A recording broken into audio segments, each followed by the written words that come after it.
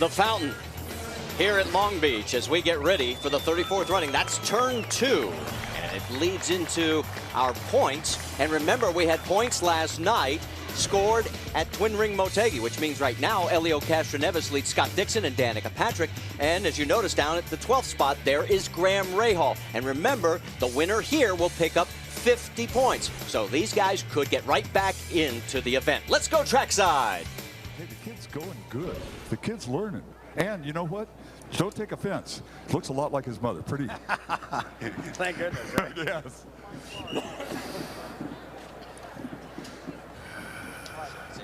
Bobby, go.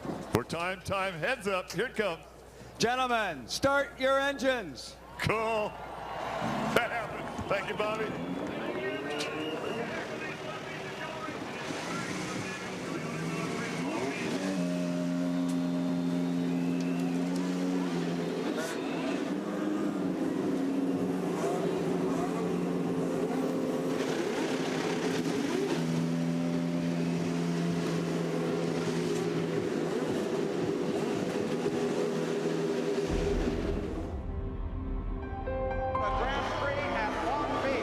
The Grand Prix. Today, the end of one open wheel era.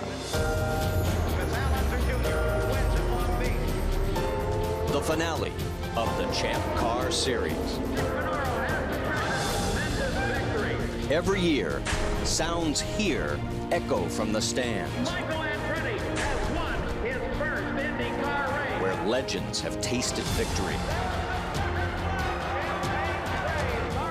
A place where stars have been born. Today, it's the final chapter, as past stars race side by side against the new stars. Who will carry a Champ Car legacy on to the IndyCar Series?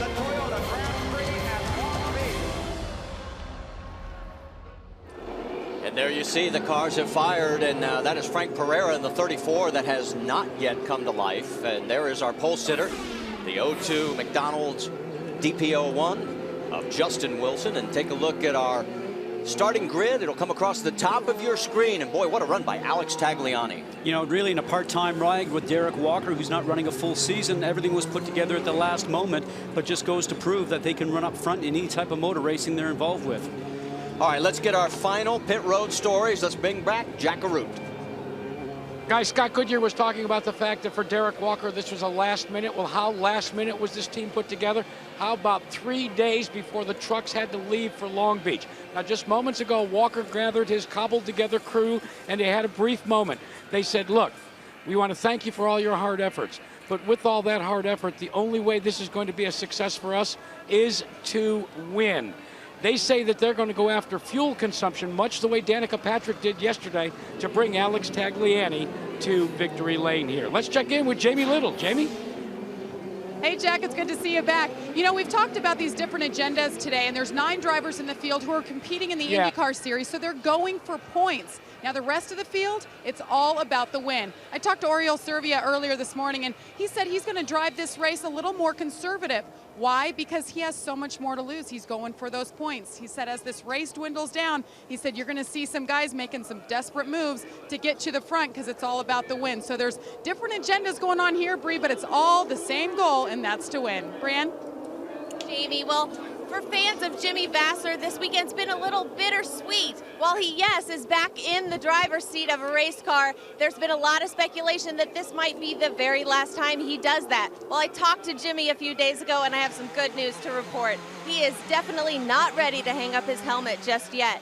While he said he can't make it to the Indy 500 as a driver this year, he's very aware that in '09, it's the 100th anniversary of the Indianapolis Motor Speedway, and he definitely wants to be a part of it. In fact, he said he's going to start working out this weekend. Guys, And we've got a helmet cam with Jimmy as well. That should give us some interesting shots. We'll show you that a little bit later. Let's talk about what we should be watching for in this race. Well, some different things in this series and the other series that we've been covering for a little while. Push to pass. Each driver gets 60 seconds of extra power, 50 horsepower, and also 300 extra RPM. The tires, different options here. The regular black wall tires and the red wall tires, which we'll bring you up to date on throughout the race here today.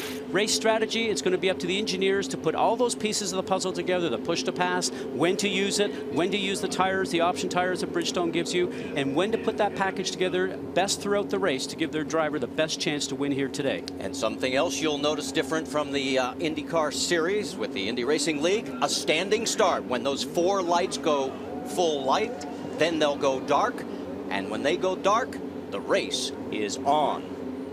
You heard Justin Wilson talking about wheel spin at the start. The back of the pack still coming into play. We should be about 10 seconds from the start of this race. You'll hear the revs of these turbocharged engines. Another difference between the two. There's the first, second, third. Here we go.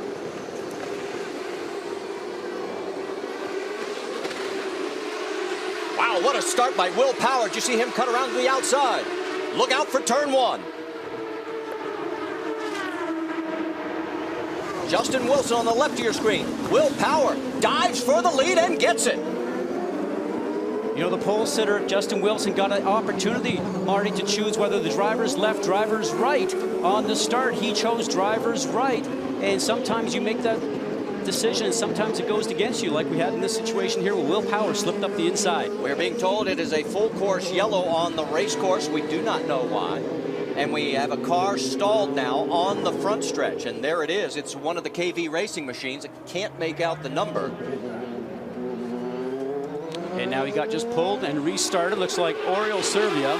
Yes, it was. The 5 of Servia. So he will be back at the back of this field as he gets the tow, gets refired.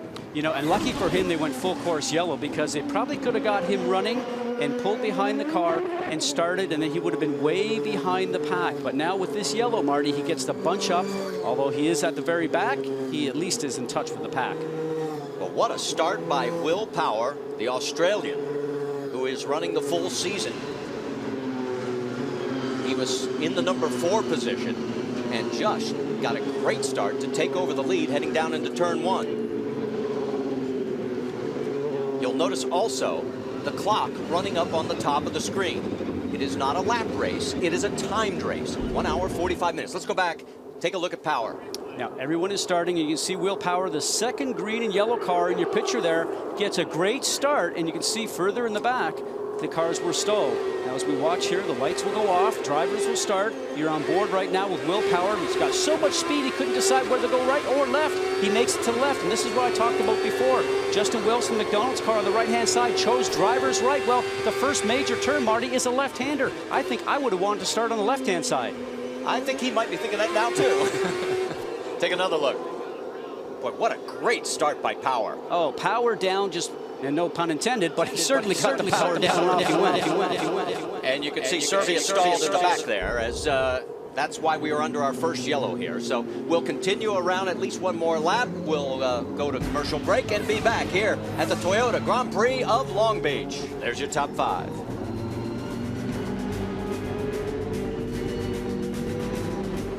Back here at the Toyota Grand Prix of Long Beach, and we're back to green flag racing with Will Power in front of Justin Wilson, Alex Tagliani, Frank Pereira, and Paul Tracy. That's your top 5.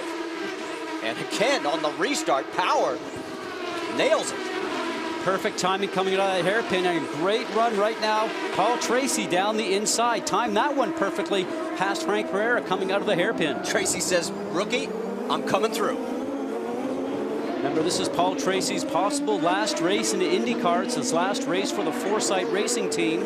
He's sort of been put on hold since the beginning of the season with the merger. And he said that he would love to be in the IndyCar from this point forward, and he's hoping that will happen starting at Indianapolis. The truth about Paul Tracy is he has always been known as a very aggressive driver, to say the least. It would be a shame if he wasn't a part of the new joined union in the Indy Racing League. And hopefully somebody will say they want to sign him and get him back in the race car. And there he is right now running in 4th. And boy, that bump right there, you can see it rattles your tooth. Well, it's a compression bump, and it's been there even when I was driving here, Marty. What it does is just put so much pressure on your spine and really jars your neck into your shoulders. When you finish this race, as Paul clips the wall with that right rear, spins the back end of the car out just a little bit, recovers though. Maybe he will get past down the end of the straight. That's usually a loose speed coming out of here, but just to finish my thought on that last bump there, it just puts compression on your spine, and man, it's hard on you. Here comes Pereira. He's trying to take advantage of Tracy's mistake, and he lights him up, and he's going to go on the runoff area.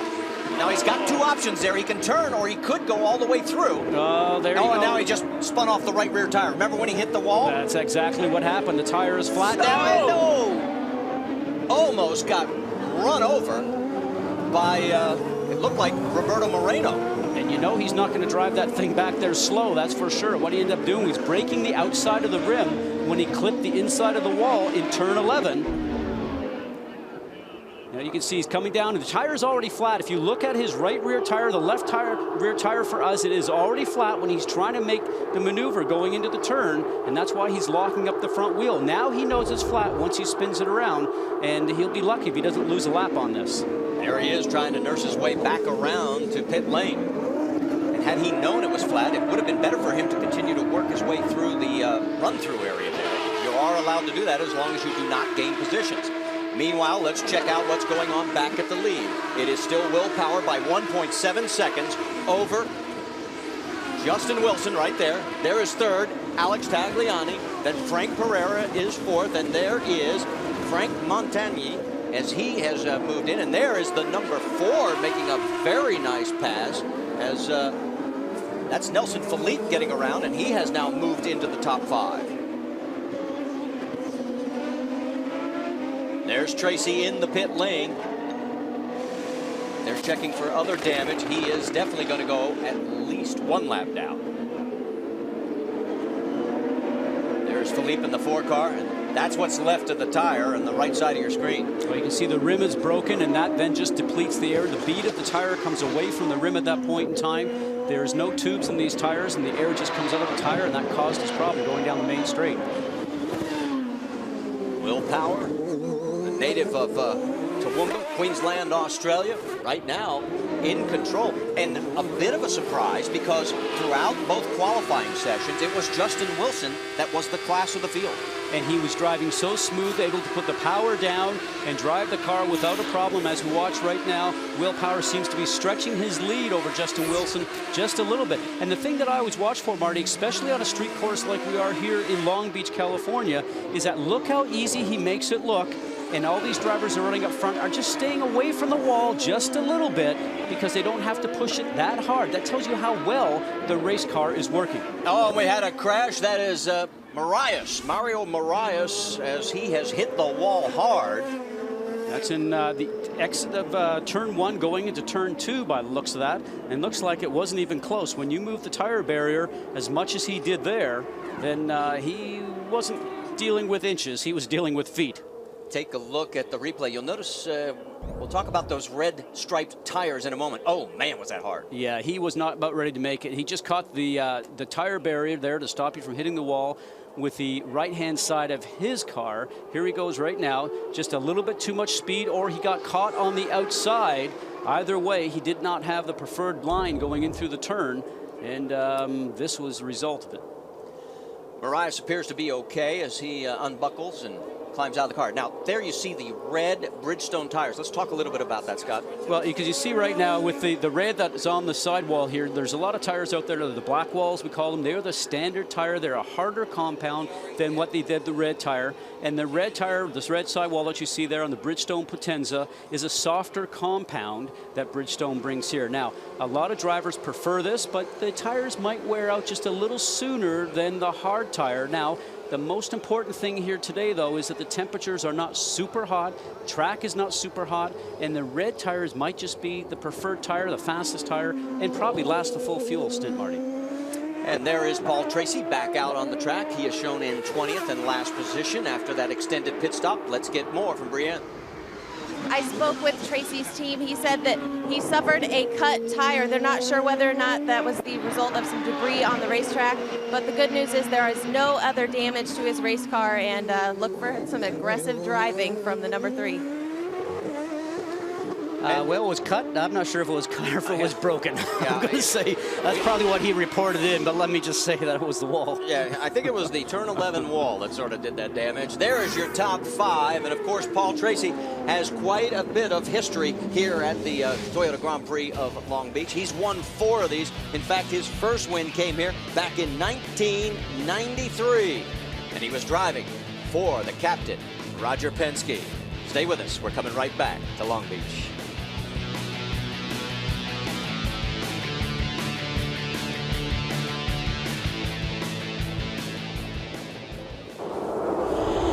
ESPN's presentation of the Toyota Grand Prix of Long Beach is brought to you by Toyota, moving forward. And you can see the remnants of Mario Moraes' car being towed away. And another guy that's made the long overnight flight from Motegi, Japan is with Brienne Pettigo. Give me 1 second here, Marty. We've got Elio Castroneves, fresh from Japan, all the way to Long Beach, California. What a trip. What a trip, literally, yes. But it's great. It's great to be here again, back. Obviously, I have my calculator on to make sure that I see what the other driver's going to do and score the points. And but it was a tough race. It was good. I mean, Danik ended up winning. It was great for the open wheel again. And I guess we have the great momentum. You know, open wheel series definitely is in a good momentum.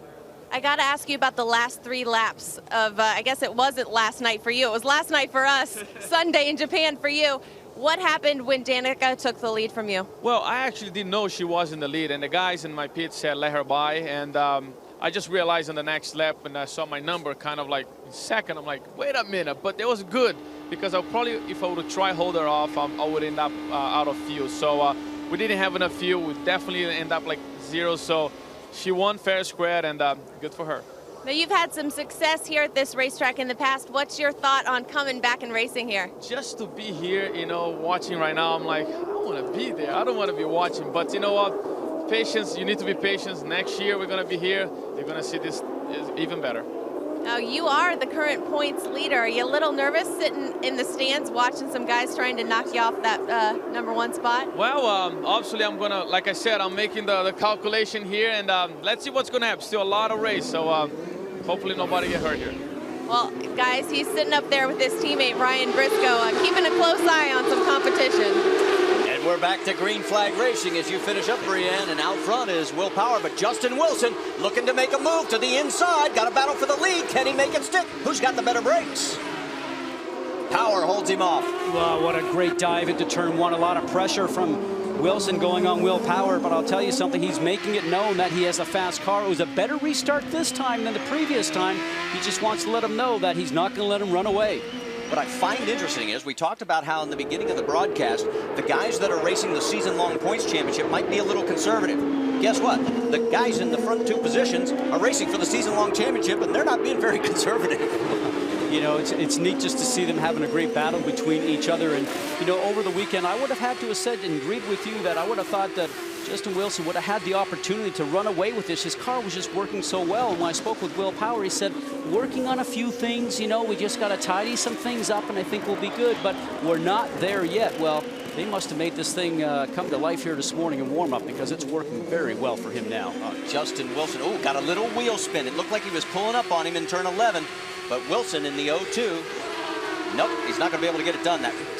It's amazing, just that little bit of wheel spin. Look at the difference at the other end. And it's the drive off of the hairpin down there that's so important. Remember, these cars do not have traction control, and then it's up to the driver to basically put his foot on the throttle as hard as he possibly thinks that he can without spinning the tires. Now, the differential on these cars is open, so you can actually make an adjustment between the ramps and preload and everything like that. In the back of those that mechanics work on to give the driver the best of a turn, and that's what the engineers work with the drivers to make sure that is working at maximum. And as we work our way back through the field, we pick up the 06 of Graham Rahal. That's Justin Wilson's teammate.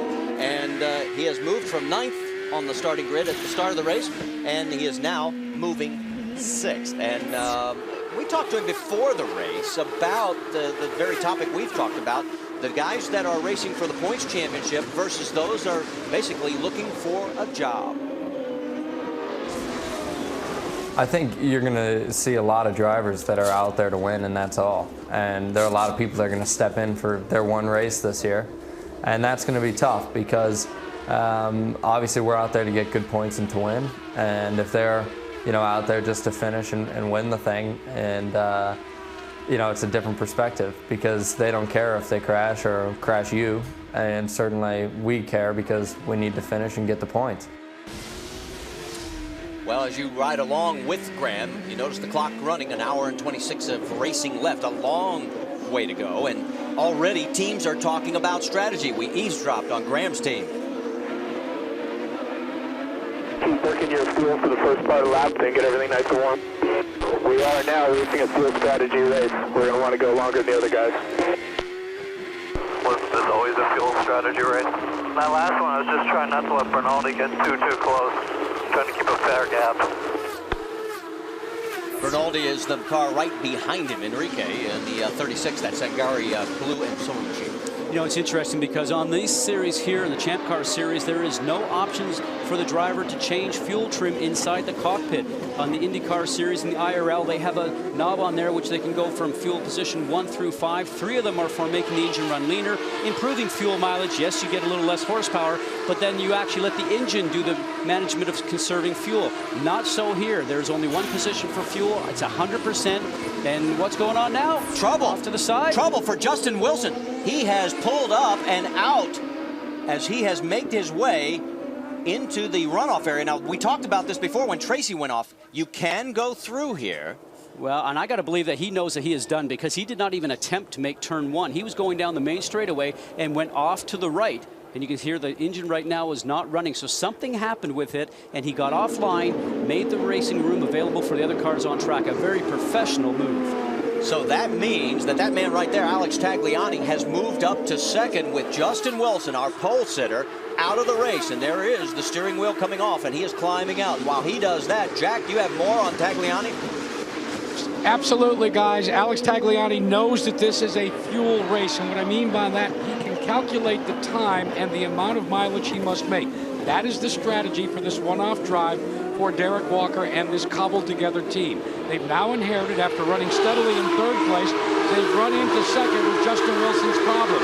All through the course of the first part of this race, all Derek Walker and his driver have been discussing is how best to make good fuel mileage, and the best way here to do that is the short shift, Scott. And Jack, can you bring on something that I was trying to finish up there a moment ago before we saw Justin Wilson go offline, is that because the drivers don't have that management system on board like the IRL cars, it's up to the driver, as you're mentioning. So they do short shift, they take their foot off when they're running down the straightaway to try and give the car a little less RPMs and use a little less fuel. So it's really up to the driver to make mileage in this series, and the pressure's on the driver solely. It's not happening from the pit lane through the management system. And right behind Alex Tagliani, right there is the rookie Frank Pereira. Pereira, the 2006 Toyota F1 test driver. This is his first Long Beach start. First start in Champ Car in the very final Champ Car race.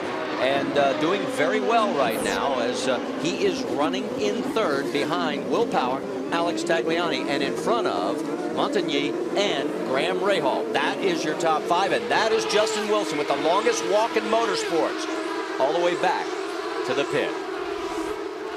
We're going to take a commercial break with an hour and 22 to go here on the 34th running of the Toyota Grand Prix of Long Beach.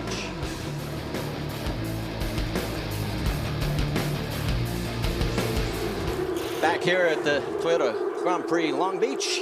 Take a look at our motorsports calendar coming up for next week. We got the Summit Racing Equipment NHRA Southern Nationals qualifying on ESPN2 Saturday, 6 p.m. Eastern. Then we'll be in Kansas next Sunday, 5 p.m. Eastern on ESPN2. And that'll be followed by the finals of the NHRA competition, 7 p.m. Eastern, also on ESPN2. Back out to the streets of Long Beach. One of the men that's going to be racing next week against Danica Patrick as she tries for 2 in a row will be our race leader, Will Power, as Power now has almost a full second lead over Alex Tagliani. Let's get more from Jamie Little. Well, Marty, as you know, everybody's talking about fuel consumption, and they need to kick it back a notch. And they're telling Will Power right now, you're doing a great job with that. He said you're conserving perfectly, and right now they're thinking They're going to have to pit around lap 30 to 31, actually, is what they're getting out of the tank. So he's doing his job. He's doing it well. He started fourth. He took over the lead early on. And he told me earlier, guys, how much it would mean to win here. He said, we don't get many opportunities in the IndyCar Series because we're working so hard to get up to speed on those ovals. So a win here today would be huge, guys.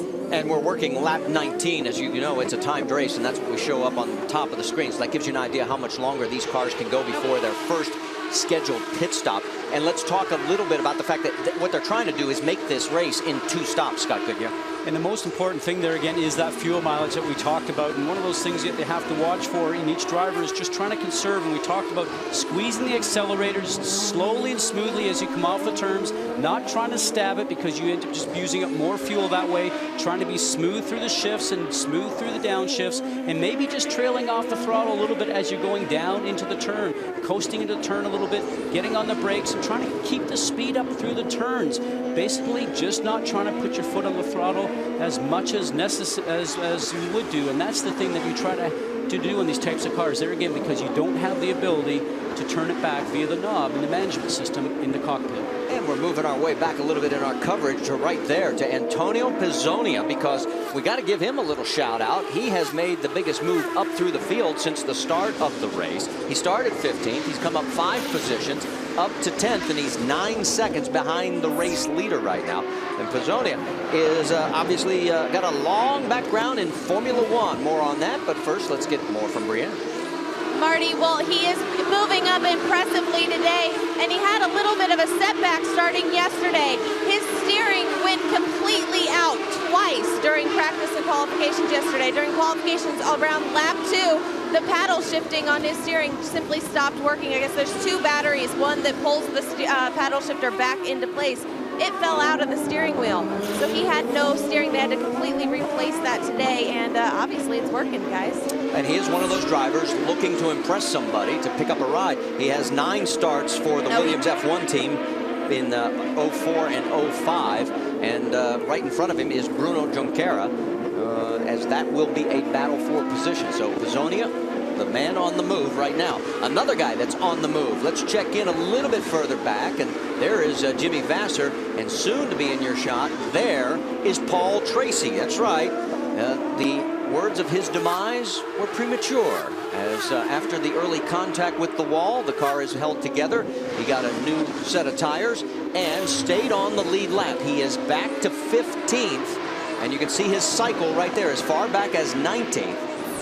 And as we get into the further stages of this race, it'll be interesting to see how this works out. And the man right in front of him, interesting story there. If you were not involved in the race at all last year, the 5 car of Oriol Servia, because Paul Tracy had hard contact with the wall last year. This is what it looked like in 07. Coming out of turn 1, got back in the gas, and the back end got away from him, and he nosed the car into the wall. The result was a fractured back.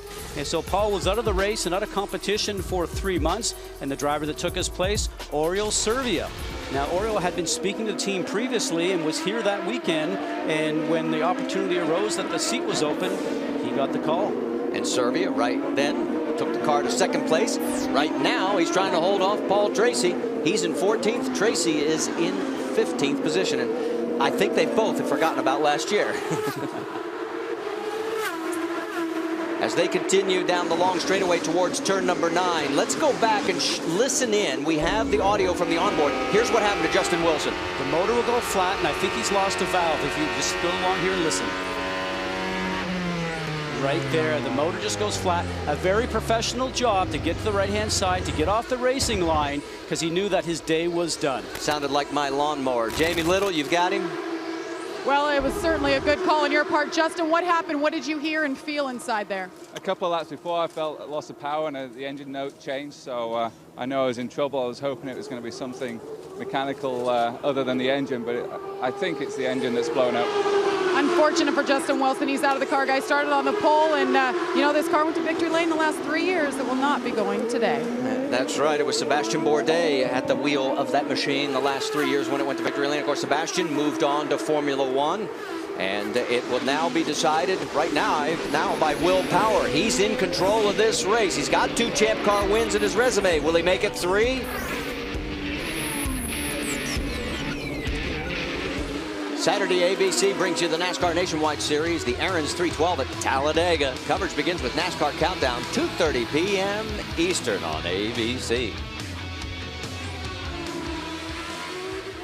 Take a look at your race leader, Will Power. Those 2 wins we told you about that he had in Champ Car Series racing, both came last year. Both were street circuits, Las Vegas and Toronto. And you know, he led 8 of 14 races on the Champ Car Series circuit last year. 2 of those, he led the most laps. Right now, Power's lead over Alex Tagliani is just over a second. And Jack, you've got more on Will? Guys, if you take a look at Will Power's car there and then look behind him in Alex Tagliani's car, don't be surprised if the color schemes are very similar. They're different owners, however. What happened in the offseason when unification was beginning to be spoken about, Derek Walker thought he had Aussie Vineyards as a sponsor and Will Power as the driver. But as unification came closer and closer, the next day he woke up one day and saw the color scheme on the KB Racing entry, and his driver was gone. So without sponsorship, Alex Tagliani stepped into that second place car. They kept the color scheme the same because this is the Champ Car finale for these Panoses.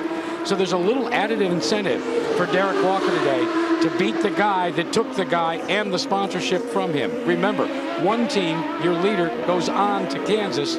For Derek Walker, this could be tout fini for the season. And Derek, of course, has told you and me both he is seeking sponsorship, wants to run the entire series. And Derek Walker, a long history in motorsport, including IndyCar racing, was the vice president and general manager for Penske Racing for many, many years and has many Indy 500 championship wins underneath his belt. Back in the early era, back in the kart days, went off to start the Porsche racing team in the IndyCar circuit, and then now has turned around and started his own team many years ago. See the numbers on the top of your screen, the power to pass. That's how many seconds of extra boost that these cars can sort of give themselves. It's a button that they literally push, and they have 60 seconds. So like Viso, Vassar, Moreno, they haven't used any of their power to pass yet. Martinez across the top, there you see, has already used about 23 seconds. And Marty, that's part of the race strategy that we talked about and things to watch for at the beginning of the show, because you want to make sure that you have some of these tools left at the end of the race to use when it comes down to running for the victory or running for a pass to try to get a position to possibly stand on the podium or just even increase going from 7th to 6th during the last lap or so. Now, if you go ahead and use all the push to pass and the power to pass that you have there and have none left, well, if the other guy has some left, you go down the straightaway, you're going to have no chance to get past him. Antonio Pizzonia has a problem in pit lane, and this is going to cost him dearly. Remember, he had made the most positions from the start of the race. He had picked up 5 from 15th to 10th, but now the Rocket Sports entry is apparently dead in the water. Well, what they're trying to do is to get him started, and it looks like the car is not out of neutral, so possibly a driveline problem, because every time the mechanic tried to start the car in the back, you saw the car jump forward, so they'll have to get that rectified before they can send him out. Well, what we're hearing is potentially 3 laps to pit for our race leader, Will Power. We're working lap number 29. It would all fit together when you come back to join us. The streets of Long Beach are alive with the sounds of turbos as we're getting ready for pit stops here. In fact, we're getting word that Alex Tagliani, second place right there in the number 15, will be pitting this time by. And yes, he makes the turn into pit lane as we're working lap number 30 here at Long Beach. And also, it looks like Will Power has made the turn into pit lane as well. Jamie? And Will Power, remember, he didn't come in for a splash and go earlier like his teammates did. They're taking off that red set, putting the black set on. No changes planned for Will Power, who's been dominating. Jack? Alex Tagliani drops the hammer, and he is off and away. No changes on the car other than they went from the reds to the blacks. They hope that that will change the slight understeer issue that he's been dealing with during fuel conservation, guys. All right, thanks, guys. And that is the harder of the compounds, the black tires, the harder compound. And what a lot of drivers said is that they put the softer compound on at the beginning of the race when the track won't have as much rubber on it, and they're not running that as fast of a pace. They think it's more of a conservative fuel run. Here we go with Nelson Philippe, just number 4, sitting here on the side of the track. That looks like turn 11, the tight hairpin, which is usually taking up 30 miles an hour. Now, he is offline, Marty, so maybe he had a mechanical problem and he just tried to get out of the way. Meanwhile, we check back in with Will Power, and we'll wait to see how it falls into place. And we're now being told there will be a full course yellow. And you saw Paul Tracy get around Oriol Servia. Don't know if that happened before the yellow came out. It was awfully close. We'll wait and see what the race officials say. But if that holds true, Tracy will move all the way up to 6th position, because remember, we had a number of cars take their pit stop before the yellow came out. So this could be very costly to some of those cars that made the stop just before Nelson Felipe has his problem in turn number 11. There is your race leader, E.J. Viso. Now, E.J. has not made his stop. He's behind the Toyota pace car. Behind him is the 14 of Roberto Moreno, Paul Tracy, and Jimmy Vasser. Round out your top 4. Oriol Servia is enlisted in 5th.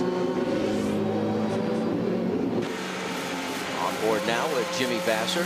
His 16th start here at Long Beach. There's only been 34 of these races. And he's saying, guys, let's queue up just a little bit further, a little bit tighter. He understands how to play this game. He wants to make sure that pack is as tight as possible and they get caught up to the pace car. So when they get in the pits, he's got no patience for these guys. Well, I'm just wondering also if there's an issue with Tracy. You know what it was? That yellow was out when Tracy went by. That's what I thought, and too. I think exactly you're right. And that's what he's saying. Hey, man, I need the spot in there. But Tracy, see how close Tracy's going to end up just following up behind Roberto Moreno? He's not going to leave any space for Vasser to sneak in the middle there. Well, we'll wait and see what race control says, because... 3 cars not cooperating. And you just heard on the radio. Fit this time, buddy. 3 car not cooperating.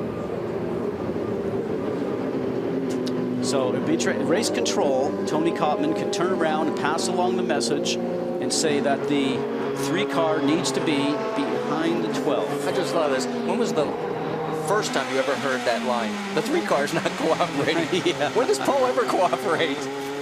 But that's going to be one of the reasons we need him in the Unified Series. There is your race leader. Looks like everybody's coming in. Let's send it to Jackaroon. Guys, Jimmy Vasser on his get off the couch tour, as he likes to call it, is coming in for a stop. Now watch, he will go from the black tires to the red tires, so he's going to the stickier tires. This is his 2nd stop. Let's check in now with Jamie Little as they complete the stop here for Vasser.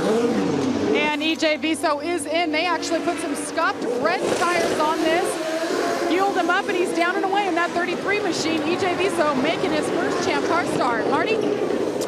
And there you see Oriol Servia. Also, he has put the reds on, so he's got the alternate. And Paul Tracy, they've got a problem. They're checking underneath on the left side, looking at the CV joint. And we had that report earlier that he felt that there was a CV joint going. That's part of the drive shaft. So if that happens, then the situation for Paul is he will have no drive to the rear wheels, and he would be out for the day if that is indeed the case.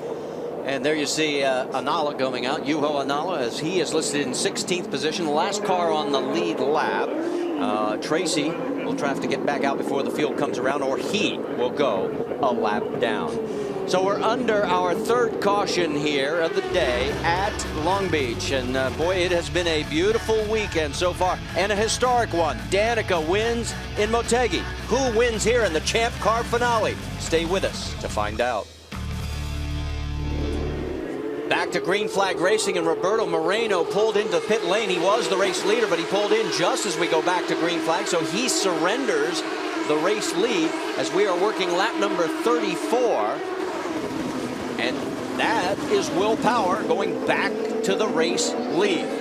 So Power in a very familiar position out in front of the field with 58 minutes remaining in this race. Well, with a lap car in the middle right now, that really messed up Alex Tagliani, because he wants to not be too far off the back tailgate of Will Power, and this will be the opportunity for him now just to get a draft and make that move. There is Tagliani, and he's got, I believe that's Montagnier in the position between the two of them. Could be a lap vehicle. We'll check on that. It is the 9 car Pizzonia. Yes, and he is a lap down, so we had the wrong number. Sorry for that. But meanwhile, so Pizzonia is a lap down in the blue car. He is sandwiched between Will Power, our race leader. Alex Tagliani is in second. Montigny is in third, and the 7 car. And then Graham Rahal is in fourth. Now, what Antonio's trying to do is to actually make a pass and get past Will Power, be in front of him so he can be on the tail end of the lead lap. And you can see Alex Tagliani trying to make that move all the time. And whoa, Pereira goes under Dominguez and makes it stick. Nice pass by Frank Pereira. Remember, he came to Homestead. The first race of the season was lost on the oval, but he's showing some stuff here on the street course, Jack. Guys, one of the things the crew's been talking to Frank about is the way he restarts on the restarts. They wanted him to get a little bit quicker. They liked that restart.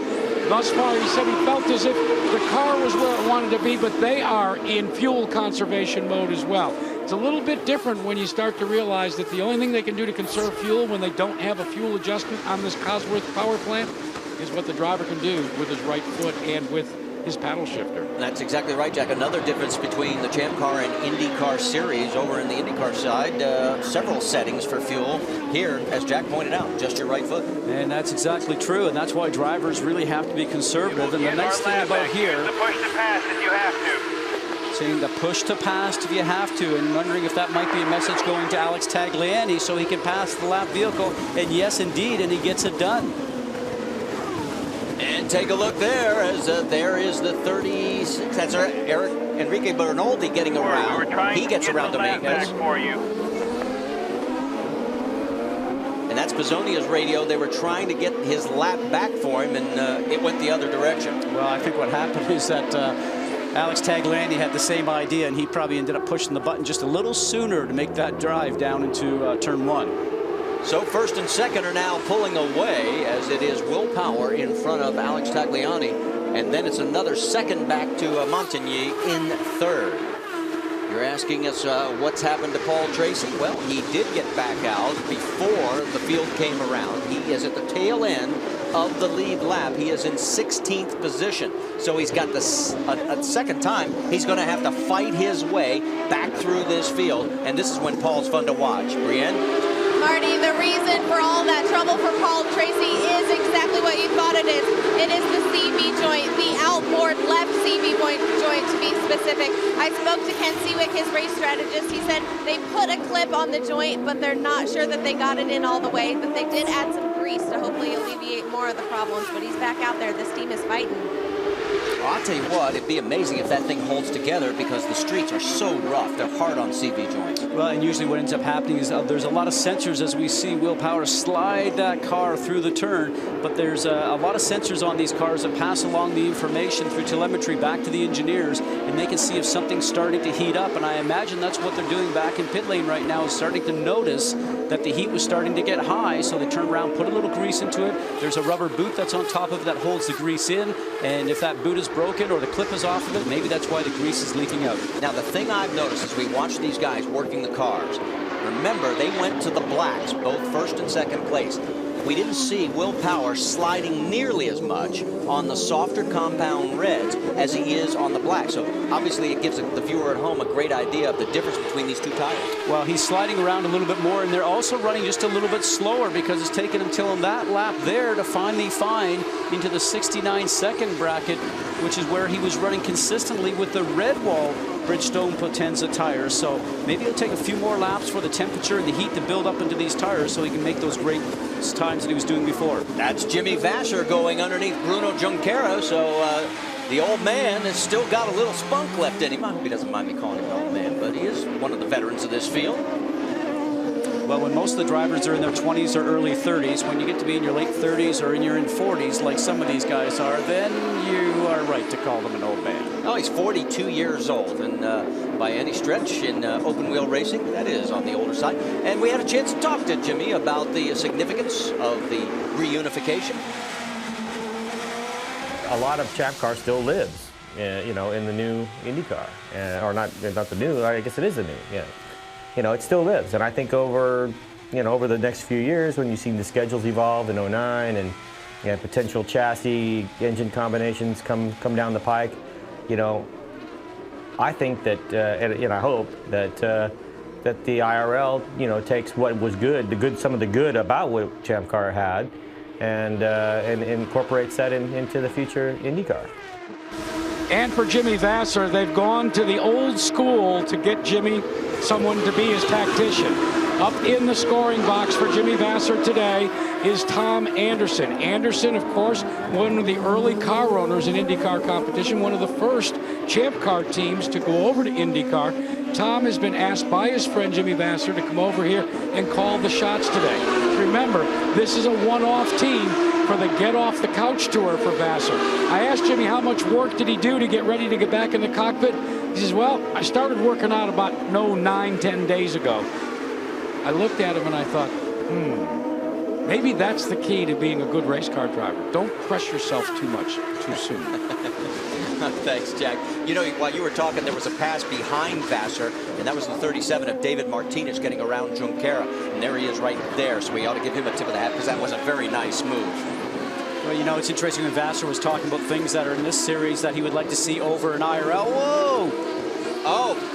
And a mistake there is going to cost him a couple of spots. Well, just no drive coming out of the turn, so you wonder if it's maybe something to do with the gearbox or possibly power, but he's back up to speed now. But I know a lot of people around here just love the sound of the turbo engine with this Cosworth engine. They love the power to pass button, which gives you options. And a lot of drivers also love the option tires that make the car handle a little bit different and give you a different strategy, more options to pass here when you have those different tools in your toolbox, Marty, to set your car up. And we mentioned that this is Jimmy's 16th year. Let's take you back to the year that he loves the best. How about 1996? He was running for Chip Ganassi's team at that time, and Chip was happy. And why not? Because they just won the race. Some of the history here at Long Beach. Boy, and talk about history. We've had a lot this weekend. Danica Patrick's win yesterday, and who's going to win today? Let's talk a little bit about the motorsports calendar as you ride along with Graham Rahal at Summit Racing Equipment NHRA Southern Nationals. Qualifying will be next Saturday, 6 p.m. Eastern on ESPN2, and then we'll be in Kansas next Sunday. First time you'll get to see Danica Patrick and everybody back together on the same oval, 5 p.m. Eastern. And that'll be followed by the finals of the NHRA Power Drag Racing Series, 7 p.m. on ESPN2. And we mentioned Graham Rahal running fourth right now and has been closing in on Montagny right there in the index machine. As he is on the black tires, in other words, the harder compound, but is doing a very good job on it. The neat thing right now is that he's been able to work away at getting the car a little bit faster. When I unloaded off the truck the other day, it was not that good, and he said to me, I think we are just off on setup. St. Pete's was very good for us, but we're just off on setup here, but they've made some great gains in this last day and a half and into qualifying and even warm up here this morning. And now it looks like the car is comfortably getting through the turns. Now he's on that harder tire, the black tire. He's got a lot of tools at his disposal, still has the red wall tires to put on during the next stop if he wishes to do so. Remember, a little bit more grip out of those red wall Bridgestone Potenza tires. Push to pass, he seems to have lots of that, so he can find some more power with the engine. So we'll have to see what kind of strategy the team's going to work for him when it comes down to run for the checkered.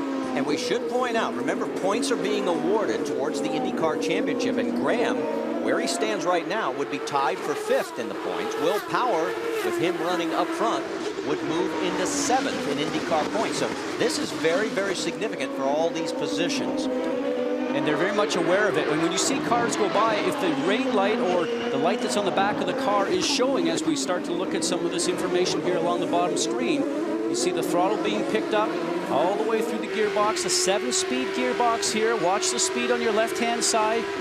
Going up to 12,000 RPMs, it should get over 170 miles an hour before turn 1. And then back down the gearbox from 7th. Quick couple of shifts down here with a paddle shift, and then you start to work through 3rd gear all the way through around the fountain and towards the back part of the section of the racetrack. Now the rain light, as I started to mention, that's on the cars that you see. Those are the ones that are running towards the championship for the complete season standings. As you can see Graham's car going away from you right there with the red light on, and that's to let the other drivers know that those are the ones that are in the championship hunt. Well, and one thing we should point out about Graham's paint job, if that looks a little familiar, like maybe from the days when Nigel Mansell was driving for that team and Mario Andretti, it is. It's a retro paint fit. And let's talk a little bit more with Jackaroo. Oh, wait a minute. Look at this. Graham's getting dicey. Look out.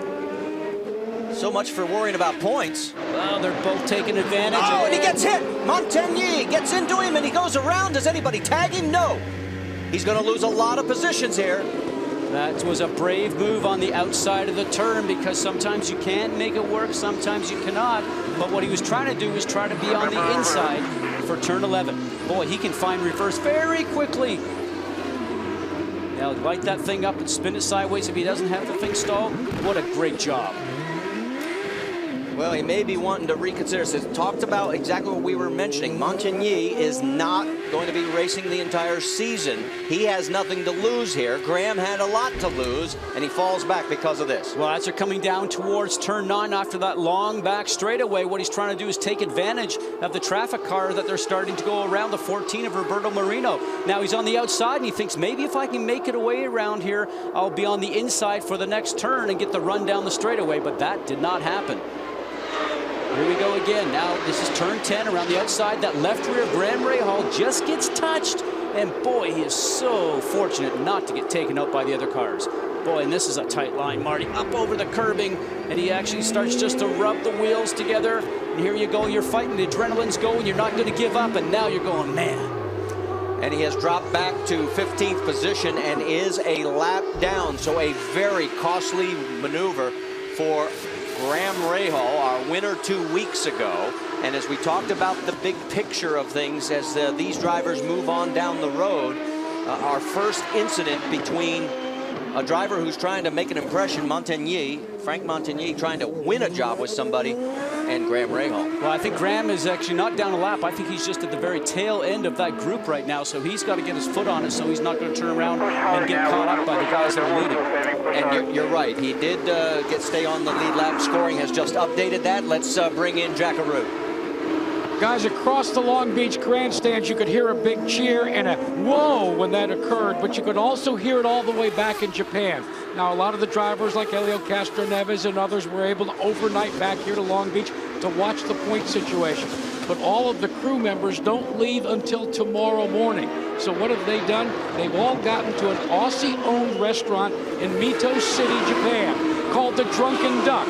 It's the big hangout when you are over there in Japan, because they're the home of, well, kind of American-looking food, if you want to call a kangaroo burger that. And they're all watching on a big screen TV. So I want to give a shout-out to all the crews that just gave a collective sigh when Graham Rahal just charged into that corner as well and spun. And Jack, what the follow-up question is, how do you know so much about the Drunken Duck? Guys, when you're over there, you have two choices, the Drunken Duck at night and McDonald's in the morning. That's it. All right, the drama continues to unfold as this history-making event after a history-making weekend. Let's take a look at some of the history from 1991, and that was Mario Andretti coming up and over. This was back when the speed was unlimited in pit lane. It changed right after that incident. As you can tell, Mario was not all that. Young Michael. I'm sorry, it was Michael. Yes, I'm sorry. I was in that race. I remember that. And of course, in 1992, a lot of other drama and excitement going on as well. Saturday, ABC brings you the NASCAR Nationwide Series. It's the Aaron's 312 at Talladega. Our coverage begins with NASCAR Countdown, 2:30 p.m. Eastern on ABC. What a great shot this is. This is the left front suspension on Will Power's car, and that's right over the rumble strips. Isn't this neat? You just get to see how close you have to get to the wall as you weave your way through the streets here at Long Beach. You cannot make a mistake. As we saw with Paul Tracy, just a couple of inches too far over, and he clipped the wall on turn 11 as you ride along with Will Power now, as he's going to take a blast down Seaside Way. You're going to get on the gas and just try to accelerate as hard as possible. Up out of turn 6 through turn 7, and now on to turn 8. Catching back up with Seaside Way and all the way down that bumpy backstretch towards turn 9. Watch this bump. Boom. And that's what the driver feels, that you pointed out before, Marty. You said by the end of the race, your neck is so stiff, all you want is a cold ice pack. Oh, it is so brutal here, but you know, it is so enjoyable because this has always been one of the highlights of the races on the circuit. The crown jewel, as we always like to say it, of street racing. Great to have it back on the series. Well, I got to tell you, Will Power has used about half of his power to pass, and that was mostly at the beginning of the race on the first restart. And he is in control by 3.8 seconds over Alex Tagliani. Then it's Frank Montagny in third. Frank Pereira is fourth, and then it's Enrique Bernoldi in fifth. You're asking what happened to Graham Rahal? There he is. He's in 12th right now, and he has got some of the fastest laps, in fact, the fastest laps of the race as he's trying to fight his way back towards the front. We can tell you that Jimmy Vasser has pulled into the pit lane. Jack? Off come the Reds, on come the Blacks. Look at the guy changing the left front. That's Dave Higuera from the Target Ganassi days. They're taking on a full load of fuel. Higuera was part of Vasser's championship-winning team for Ganassi. He's also here working in the pits. This is kind of a nostalgia weekend. And an appropriate way to send it off with the final event of the Champ Car Series here. Of course, the Indy cars will be back next year here at Long Beach. Danica Patrick, along with everybody else that will be racing next week at Kansas. As you see that, boy, Graham Rahal's got the bit between his teeth. He's making a move to the inside and gets around E.J. Viso. And he is lapping in the 68-second bracket, Marty, around this circuit all the time, continuously shouting out here for the fastest race laps all the time, running about a second faster than most of the guys are consistently doing. But the problem is he's a long ways back right now, some 36, 37 seconds behind the leader. And there is the race leader, Will Power. He has gone 26 laps since his last stop. We are in the window. One more stop, everybody should be able to make it, based on the calculation of 30 minutes, 50 seconds remaining in the race. It is right now Power, Tagliani, Montagny. Mario Dominguez has now moved up to fourth through the pit stops, and Oriol Servia is fifth. You're asking where is Rahal? He's up to seventh, but he still has a stop to make. There's Tagliani in the 15. And the 7 is Montagny. And it looked like Tagliano just pulled off right there. Yes, he did. He ducked into pit lane. And this will be his last pit stop as he makes his way towards Jackaroo. And Alex Tagliani will take on the Bridgestone Reds. They will go with plenty of fuel. They're going to pack it in, so it'll take longer for the fuel than to put the tires on. This is the opportunity that they've waited for since they had their pre-race meeting. Now they will get the green light to full power to Alex Tagliani. So Tags gets back out onto the track, and he'll try to track down that man right there who has been in control, Will Power, as we've had a total of 3 leaders, 4 different lead changes, but it's really been Will Power in control of this race for the most part from the get-go. He has led 55 laps. Well, the question is right now, they've already showed their hand by putting the red tires on, so they sort of put their strategy out there for everybody to see. So it'll be interesting to see what happens with Will Power, what they decide to do when they come in for their pit stop, whether it's going to be the black wall tires or the red wall tires. And sir, the car can handle just a little bit different depending on the compound that you have on there. But speaking with the Walker team just yesterday, as Will Power gets the information to pit this lap. Oh, that's the 7 car, Montagny. But you're going to end up having to pit here very shortly. There we are. And there is Montagny as he is in the pit lane. Gets the tires and is back out. Go, go, go, go, go.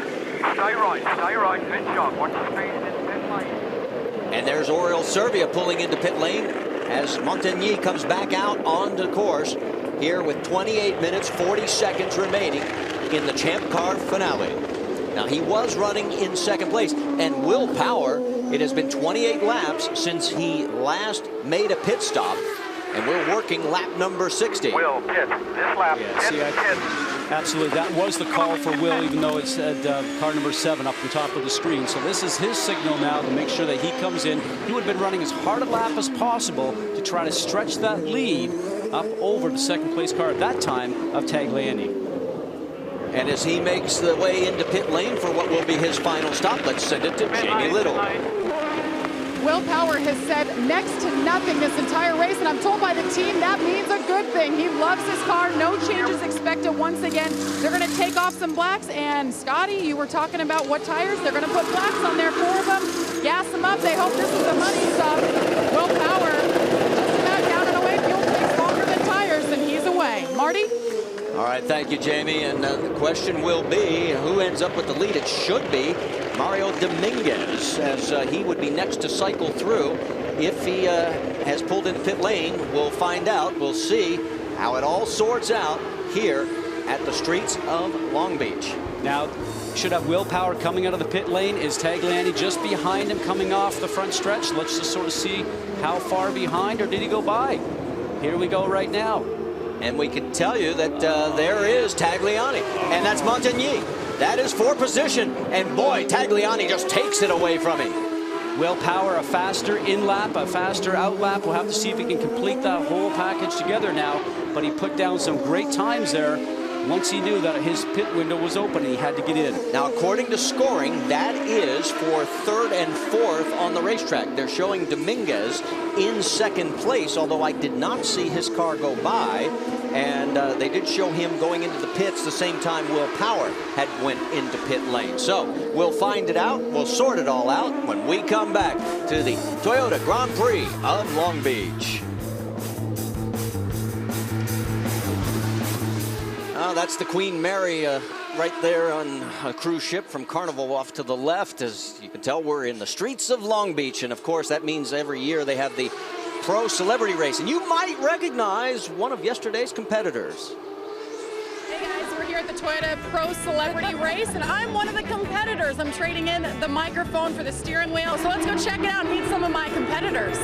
How's your physical fitness, man? You holding up for this deal? Honestly, I'm real relaxed today. I would stay away from Sally. I did something to your car. I moved the seat up a little bit. Is that going to affect you? I can drive with no feet. When I get to you, pull over. Get out of the way. I'll be seeing you in victory lane. You can visit me. I'll be there with him. I'll be there with him. Yeah, we'll see about that, boys. Yeah. Well, there was Jamie, and that was Brad Lewis, the producer of Ratatouille. And take a look at that was near the end of the race. He was leading, and there's Jamie in the silver car.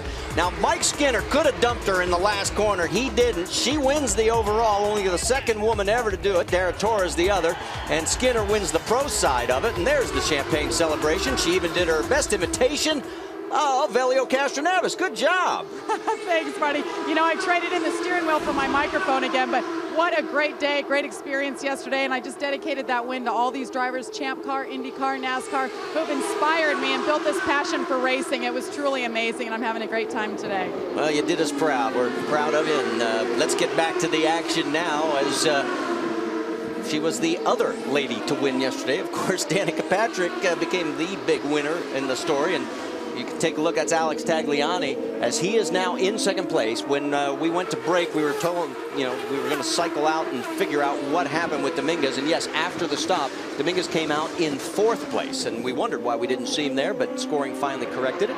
So it is Will Power, Alex Tagliani, Montigny, Dominguez, and Frank Pereira. And there's Montigny, as that's your top 5. You know, and interesting, after that stop, Will Power has been running 69.4, 69.5, and Alex Tagliani is not that far behind him whenever they get clear laps. But there is a difference on the tires and the strategy there.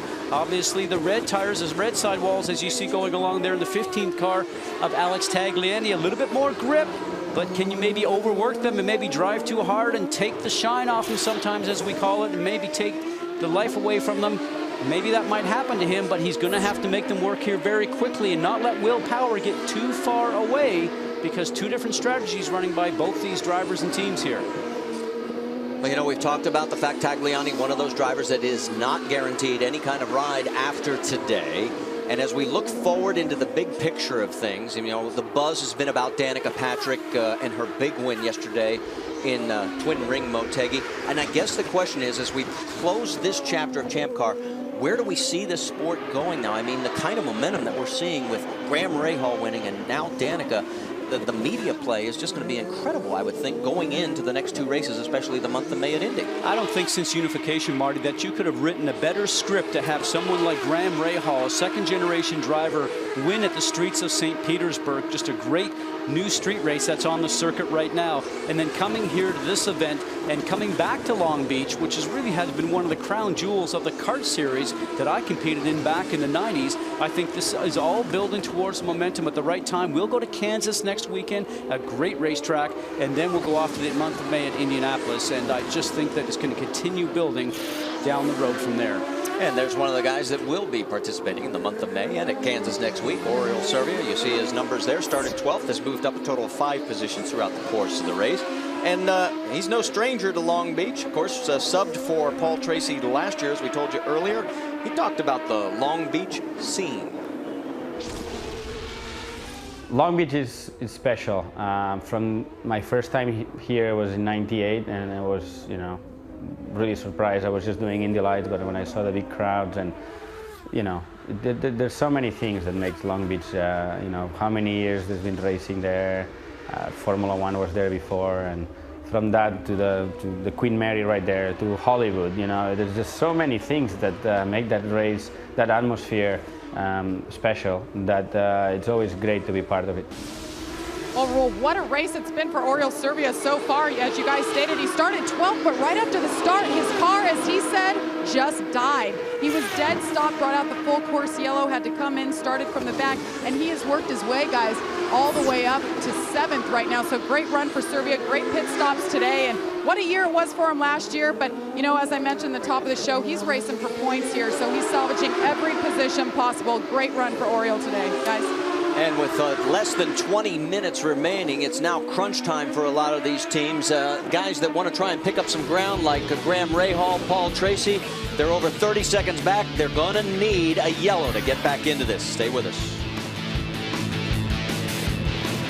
Just a reminder that the motorsports calendar for the coming week, we have the Summit Racing Equipment NHRA Southern Nationals Atlanta with qualifying Saturday, 6 p.m. Eastern on ESPN2, and then on next Sunday, it's the IndyCar 300. That's where we'll be at Kansas, 5 p.m. Eastern, followed by the finals of the NHRA Powerade Drag Racing Series at 7 p.m. Eastern on ESPN2. All right, up front is Will Power by 6.9 seconds, but look at Frank Montagnier. He has gotten around while we were in commercial break, Alex Tagliani, and pushed Tags back to third. Let's take you back to what happened heading towards turn 9. Got a great drive off of turn 8 because Tagliani started to get the back end sliding around just a little bit, and a perfect timing to turn around and use a little bit of that power to pass to make that move on Tag, and he got it completed. Jack Root, you've got more? Absolutely. Scott Goodyear, before that pass, Mondego had actually 49 seconds of push to pass, while the guy he was passing, Alex Tagliani, had only 3 seconds. Derek Walker pointed that out on the computer and said it's only a matter of time. Once he was passed, Derek Walker radioed to Tag, said just try to stay with him, try to stay with him. They're down. They're almost out of push to pass. So now it's going to be just a case of holding on and seeing where he can finish.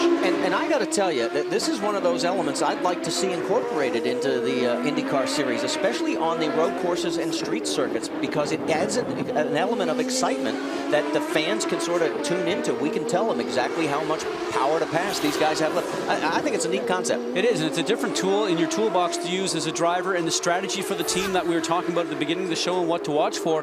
And the other side of that, too, is that it gives the driver something that he knows that he has to use just to get by if you have to. But there's pressure on you not to go ahead and use it irresponsibly, which, you know, right now, Tag is in a situation where he's used it a fair amount and left himself nothing to be able to combat anybody that has it left on their side, and that's exactly where I think you have to play that game. The other side of it, too, I'm watching now, is maybe these red tires, the red wall tires, don't work as well once you start to get the car out there running after full loads are starting to go down and the car starts to get a little bit lighter, because the guys that are running the fast times right now are using the standard black wall tires. So the question is, the reds are a little softer this year. Are they too soft? Maybe are they just a little bit too soft and they start to move around? Or I'm noticing a lot of rubber around this racetrack here, Marty, so maybe the blacks are the way to go.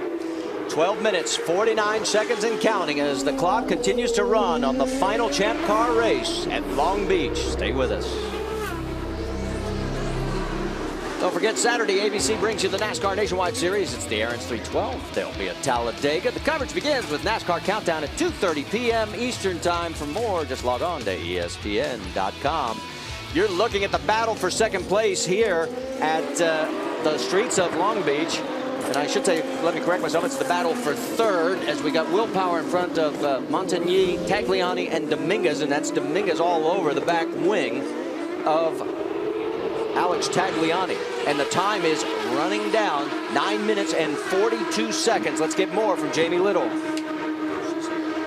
Well, guys, what a run for Mario Dominguez. You know, he started 16th, or he's worked his way up. He started 10th, actually. He's worked his way through the field. A big day for Pacific Coast Motorsports. You know, this is a second-year team, and they're expected to make a big announcement next week that will involve their participation with one team in the IndyCar Series. They haven't announced their driver yet, but I have a feeling that this man, Mario Dominguez, will be at the Indy 500. Stay tuned next week for more on that. So great run for him right now. Mario Dominguez running fourth. Marty? All right, thanks a lot, Jamie, as the laps and time continues to dwindle down, 9 minutes and 2 seconds. You aren't going to believe who has just slipped into our booth. All the way from Japan, the champagne is dry. That's right, Danica Patrick is going to join us. Say hi to everybody, we're on camera. We'll talk to her when we come back in our very cramped quarters here in Long Beach.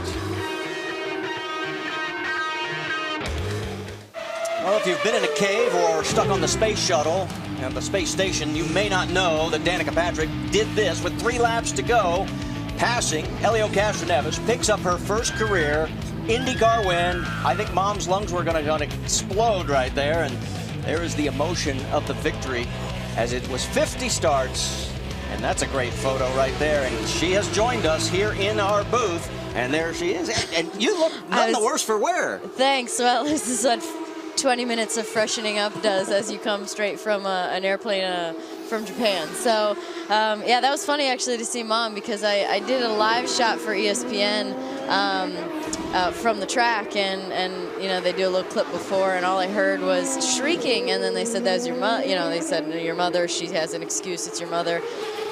And now I get to see it. She claims she didn't squeal.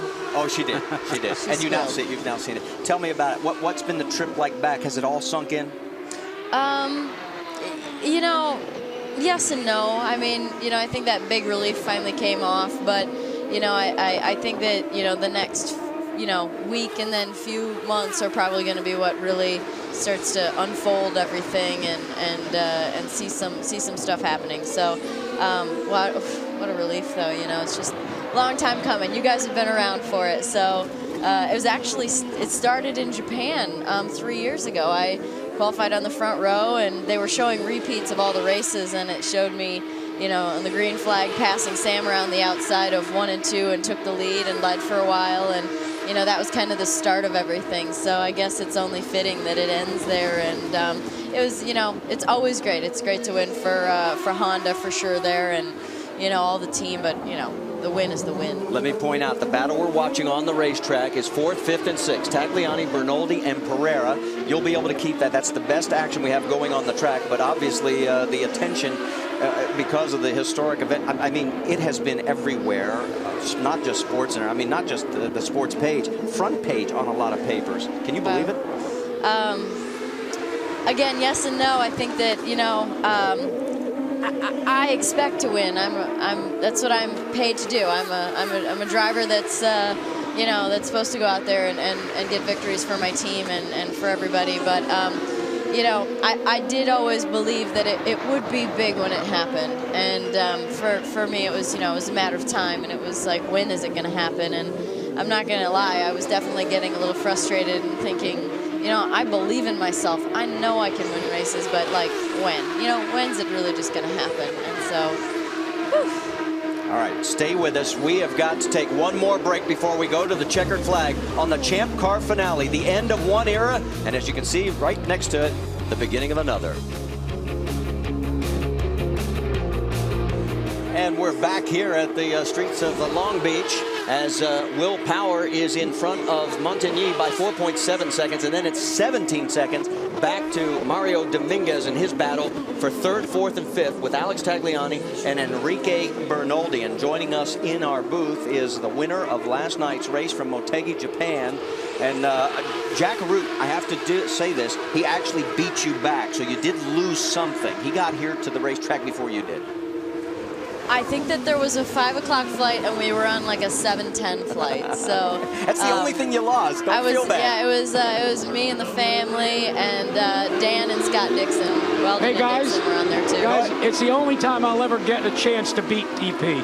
That's for sure, Jack, because we've seen you climb over walls and it just doesn't look pretty. Jack, are you as tired as I am? I should say no, but yes. Take a look. The brake's locking up as we've got action out on the track as the battle continues here, as time continues to wind down. 3 minutes remaining. Will Power is in control of this race. Take a look at what's going out here. This is the future of half of the sport, because we've got 9 guys and apparently 10 with Pacific Coast Motorsports coming up with a big announcement next week. And you're going to be racing out there next year. Yeah, that's absolutely true. We're going to be all racing together in not very long, I think. So, I think it's going to be a great turnout for Indy. I think it's going to be really good. Bump day is going to be really bump day now, I think. It's going to be exciting for the fans, for sure. This is your first time you actually participated in the Pro Celebrity Race. You've been here before. And I raced Atlantic here. Yeah, that's right. Yeah, right. Yeah, it's a great place. It's a great venue. It's a great track. There's a lot of places to pass. So I'm glad that we'll be coming back here. That was Oriole Serbia making a move. Scott? Andretti Green has a lot of, the Andretti's have a lot of history here at Long Beach. So when you return here next year with the Andretti Green team, maybe a little bit of pressure to do well here? There's always pressure.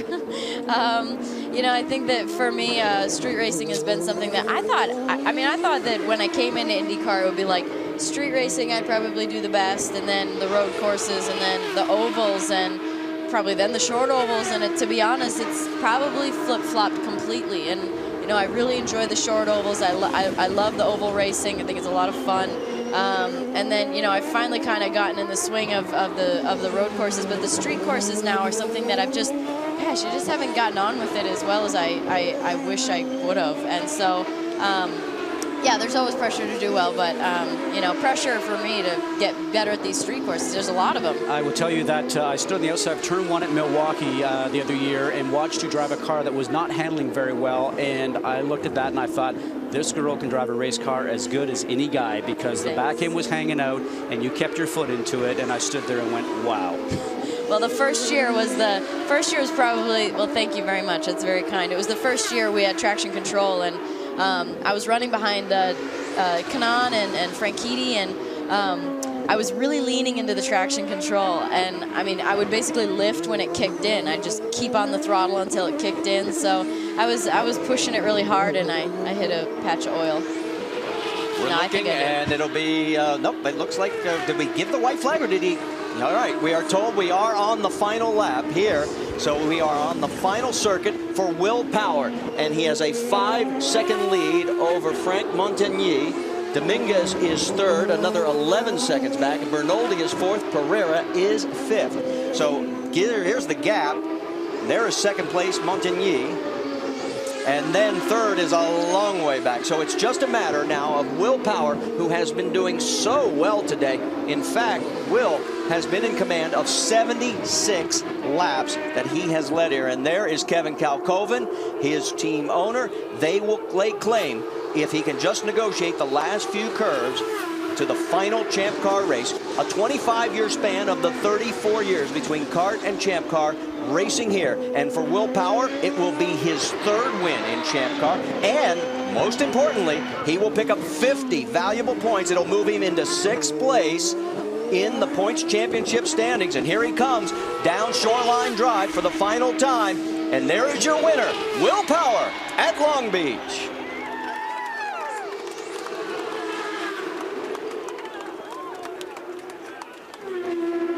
And how wonderful for Kevin Kalkoven, who was one of the owners of the Champ Car Series. As you mentioned, Marty, now merged in with the IRL. Oh, and Graham Rahal has crashed. It looks like that's in the turn 8 area. So on the final lap, Rahal had been up to 7th place. He had worked his way back into a good points position after having the earlier contact and dropping all the way back as far as, I believe, I remember, about 14th place. So this is going to hurt him in the points championship. And there is your winner, Will Power, waiting for everybody to make their way through. And he's down in the turn 1 area doing the traditional donuts. And let's check in with Jamie Little. Well, Kevin Kalkoven, one of the leading forces in the unification process, of course, synonymous in Champ Car. How do you sum up the emotions today? It's the end of an era today, and you guys go out on top. Well, isn't it wonderful? It was also great that my partner, Jerry Forsyth, had the #2 car as well. So a great day, a great moment in motor racing history, and now we move forward to another great series. What does this win mean for Will Power as you guys move forward in the IndyCar series? Well, he's proven that he's one of the great road racers of all time. I mean, he was second in qualifying at St. Petersburg. He won here. And what can you say? He's just a great young man. Congratulations. Go celebrate with your team. Kevin Kalkoven, guys, brings home the win. They started 4th, brought home the victory. Marty?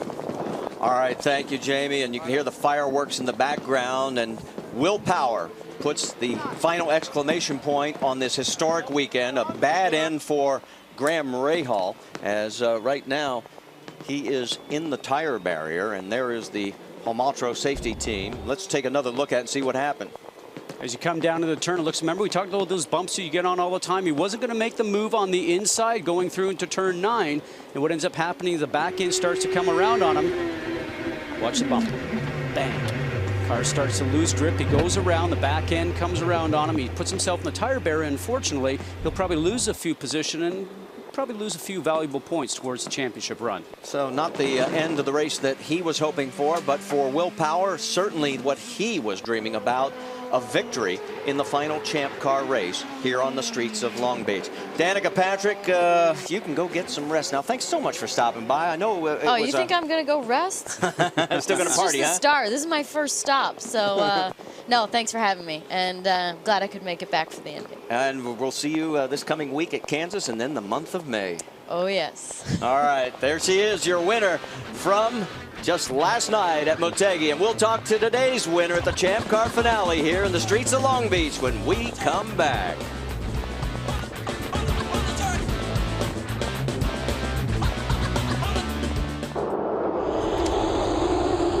ESPN's presentation of the Toyota Grand Prix of Long Beach is brought to you by Toyota, moving forward.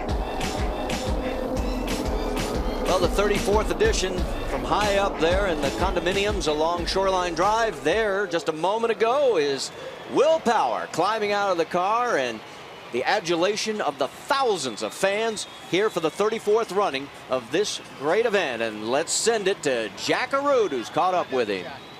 Well, Will Power may have won this race on the start. Tell us about that, Will. Yeah, we got a ripper start. I was doing plenty of burnouts before, not after the hairpin though. But yeah, it was good start, good strategy. We ran well, and you know, the yellows played well into our hands. So it's a good race. It's a very solid race. This is the Champ Car finale at maybe one of the cornerstones of Champ Car success. On television or not? Well done. Yes, fantastic. Congratulations from your car. And let's go back. It's Long Beach. It's a cornerstone of the history here of open wheel racing, and now it's going to be part of unification. Can you describe the feelings to know forever that your name will be etched next to the final Champ Car race in history? It's an awesome feeling, you know. I'm so happy for the team, Aussie Vineyards, all the guys that worked so hard over the winter and had to get this IRL program going, and I just feel great for everyone, all the effort they put in. So now you're going to move on and you're going to go back to the IndyCar series on a 1.5 mile speedway. What are the challenges there, going back and forth between the Panos and now the IndyCars? Yeah, obviously it's a lot different, but you know, the guys have caught up a little bit. I don't think we're going to bridge that gap in the first year. I mean, they've got too much development on us, but you know, we'll be good on the road courses and street courses. Well, there's a reason why your other co-owner, Jimmy Vassar, is not here. You had to race against him, and he's standing by right now with our very own Jamie Little. Jamie? That's right, Jack, and he finished 10th. So, Jimmy, what's it like to get out of your car and know you're the winning team owner here? I mean, what are the emotions here? It's fantastic. You know, I wish we could have done better with the Plantronics car. I got stuck in neutral in the hairpin. My hand hit the button as I was downshifting the first, and that system puts it in neutral, and I lost like 4 spots and had to burn a lot of fuel at the end to catch up, and so I had to save at the end. But you know, Will Power winning the race and Oriole coming back from a stall to finish 5th. I think it's fantastic. It really hasn't sunk in yet. It's really our first victory in quite some time. The last victory was Portland 05 with D'Amata, And all credit to the guys who've been working day and night for 2 months, getting IRL Indy cars ready and prepared for the last Champ Car race. And all credit to my team, Mark Johnson, general manager. And this is just great. I mean, Aussie Vineyards AU brand coming on board this year with Willpower is just, they're all down there in the victory circle. I can't wait to get down there with them. Great job, Jimmy. Brian? He won this race 4 times, but unfortunately mechanical problems caused a frustrating day for you, Paul Tracy. Describe your feelings climbing out of the car today. Obviously, I'm disappointed for the whole team. That I've had a great career here at Forsyth, and it's a shame to have our last race go like this. But I got to thank Jerry Forsyth for all his support, all the sponsors that we've had on board with Bridgestone, and obviously as of late Monster for me. But it was a frustrating day. We got a flat early, and then I drove around the whole lap on the flat, and we got some kind of damage to the CV boot. It tore the clip off of it or something. So there was grease coming out of the CV, and we had to stop and repair it just when it was going to go green, and we got down about 3/4 of a lap. So it's kind of just drove around the whole day by myself, half the track behind. So it was a little bit frustrating, but hopefully this isn't my last race and we'll be able to come back for another time. Guys? Yeah, he needed a caution. We only had 3 cautions in this entire race, so that's why we had such a spread as far as the field.